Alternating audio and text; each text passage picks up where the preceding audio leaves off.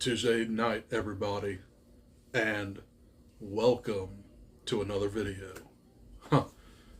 So this is going to be my long, and I mean since Friday, dual review on Gladiator 2000 and Gladiator 2 2024. Guys, right off the bat, first time that I've ever seen Gladiator. So, this definitely was on my watch list. Let's get into it. So, Gladiator stars Russell Crowe as Maximus Decimus Meridius. I actually got that right. And he was a general, and he was a very respected personnel in this army. And one day, Commodus and his cronies go to his home and murder his wife and son in cold blood. So he is captured by Commodus and his cronies, and he's forced to become a slave and fight in gladiator games. That's this whole movie. So, this is Ridley Scott's most famous epic. And this won like 5 Oscars, including Best Picture and Best Actor. And I thought this movie was really, really fun. So, basically, as Maximus goes through all this in the arena, Commodus wants to see who he really is. And then Maximus has that very famous speech, and he wants his revenge. So the climax is where Commodus stabs Maximus and basically wounds him, but Maximus does kill Commodus, and it's a very satisfying ending. So Joaquin Phoenix was definitely a snobby villain, and he definitely was probably one of the best villains that I've seen in these sort of epics. So there's no doubt in my mind this is probably one of the best epics that I've ever watched. I've only seen it once, and I would definitely like to rewatch it again. So it's basically 2.5 hours of Russell Crowe going through these gladiatorial games and exacting revenge on the murderer of his family. And then you have that very emotional finale where Maximus goes into the afterlife and he sees his fallen family. So, really not much to analyze here. I just wanted to grab some of the points of this movie, because I do want to talk about the sequel in this video as well. But I definitely do think that this is a perfect movie. I mean, the battles are very entertaining. The gladiatorial games are very entertaining. The villain is entertaining.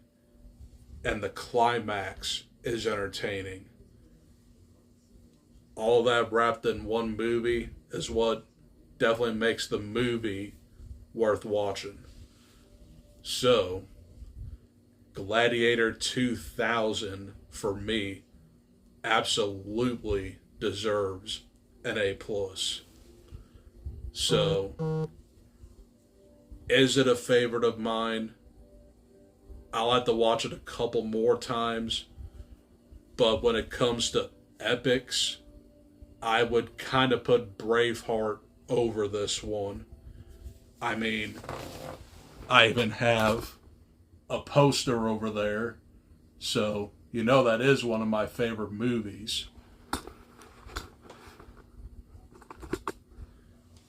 But seeing Gladiator for the first time this month definitely made me appreciate how epic this type of movie could be.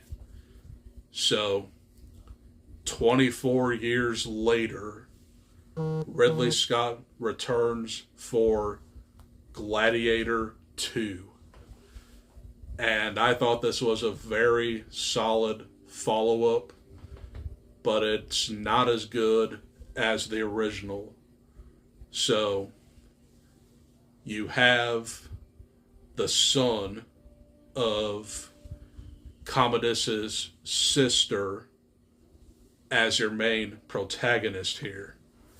But Paul Mescal, he escaped from that life and he basically became another person. Well, when you're following up a movie that was as epic as Gladiator, of course there will be some repetition here. So, the first half of this movie definitely goes that route, but then you have like the addition of the Twin Emperors and Denzel Washington. Now, there's a little bit of a twist here where the Emperors are crazy, but they're not really villainous. When you go into Pedro Pascal, which you think is your next Commodus, you kind of don't get that because major twist. And spoilers for this, turns out Denzel Washington is pretty much the villain in Macronos. Denzel Washington had a lot of fun with this character, and I can definitely see some Oscar recognition possibly. But when it comes to this movie, it is dumb fun. But it still is a very, very gorgeous looking movie. I mean, the battle scenes are awesome, especially the beginning. And then when you finally get into like the arena and the gladiatorial games, it's awesome. There's a scene in here with like wolf monkey hybrid things, and I thought that was over the top but very fun. But then they really jumped the shark literally, and they fill the arena with water with sharks. And they're basically recreating a famous battle. That was a very fun part in this movie. And then I think his name was Hanu, which was Lucius. He gathers his troops and they pretty much go against the Roman army and Macronos. this was a very, very good climax to this movie. But Hanu's mother dies very surprisingly. And then you see like that afterlife scene where he sort of goes there, but he doesn't die in this movie. The movie ends where he goes back to the Colosseum and he just like recreates what Maximus did with like the dirt. And then all the sky changes. It's a very weird ending, but it's very reminiscent of that final shot in Gladiator. I think both of these movies are definitely worth your time. And